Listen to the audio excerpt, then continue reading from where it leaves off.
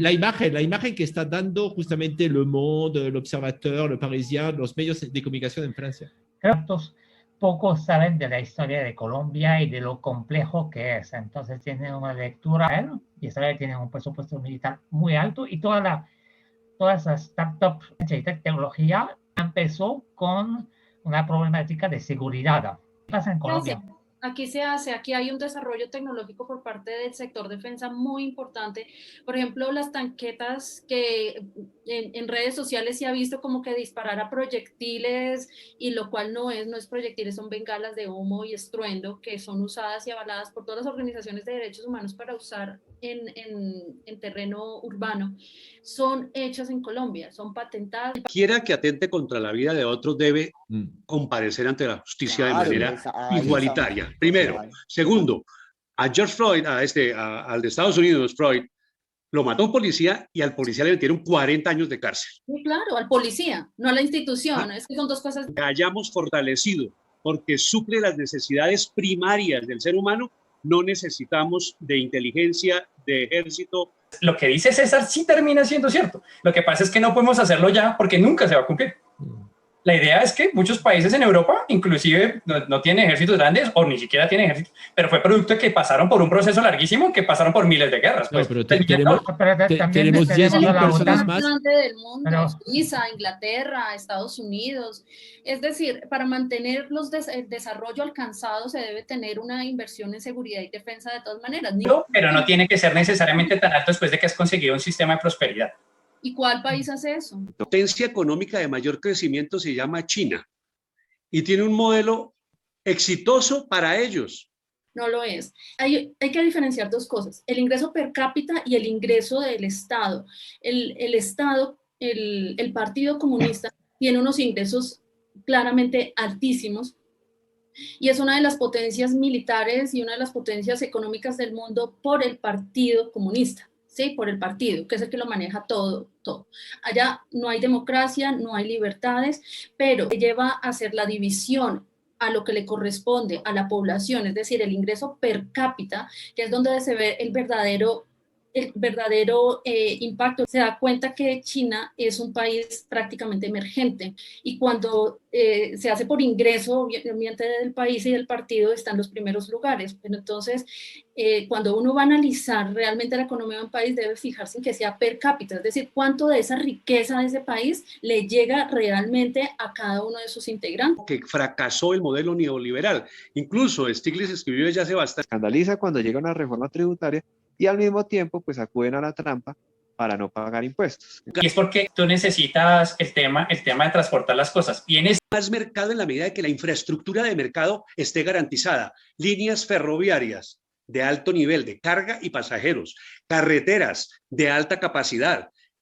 electrificación, comunicación. El crimen en las zonas en donde se encuentra depreda toda la riqueza de esos lugares, instrumentaliza a la comunidad, el crimen se traslada donde hay recursos, en todo el Pacífico hay una riqueza enorme que todos estos grupos al margen de la ley están allí depredando rentas tanto privadas, desincentivando iniciativas también privadas, afectando todo el tejido social y como consecuencia también alejando toda la inversión que pueda llegar allí y no podemos esperar a tener todos los supuestos y todas las condiciones porque los mismos que no le conviene que atraviese una vía, por ejemplo ahí que conecte Tumaco, es a los mismos grupos al margen de la ley. En paraísos fiscales tienen 360 billones de pesos.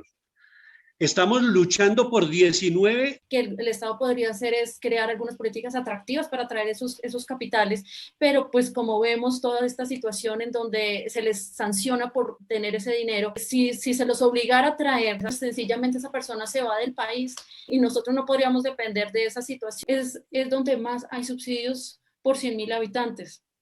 Y no solamente del Estado, sino de aproximadamente 90 ONGs que hay subsidios allá para absolutamente todo, que crea lo que se conoce como incentivos perversos, que es crear esas cadenas de pobreza deliberadas para seguir recibiendo subsidios. Parte de las soluciones está en ir retirando parte de esos subsidios e ir incorporando el mercado por la banca internacional, porque aquí nuestros bancos son es un oligopolio y eso hace parte de que no haya una oferta variada que llegue, por ejemplo, a zonas como Tumaco para incentivar la iniciativa privada que está tan afectada por esa cantidad de asistencialismo que hay ahí. Todos somos colombianos. Entonces, ese sí, es mi pero primer en cualquier punto. democracia, si se toca al policía, se va para la cárcel. Se llame Francia, Inglaterra, Estados Unidos. Aquí no podemos correr con la narrativa de que porque yo creo tener la razón y considero que el policía es mi enemigo porque no está de acuerdo conmigo, entonces lo voy a atacar y entonces no me puede...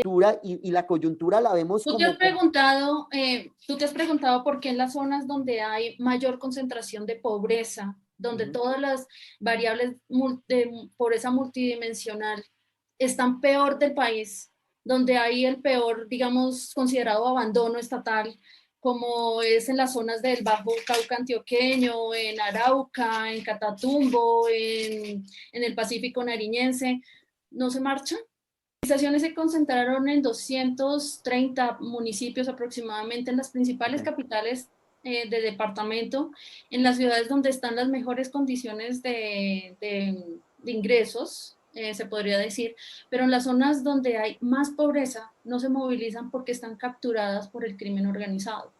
No sé, hay una orden específica de no poder marchar. El del Golfo emitió una circular diciendo que quien salía iban a ser cortadas sus manos. Entonces, en todas esas zonas claramente la gente no marcha.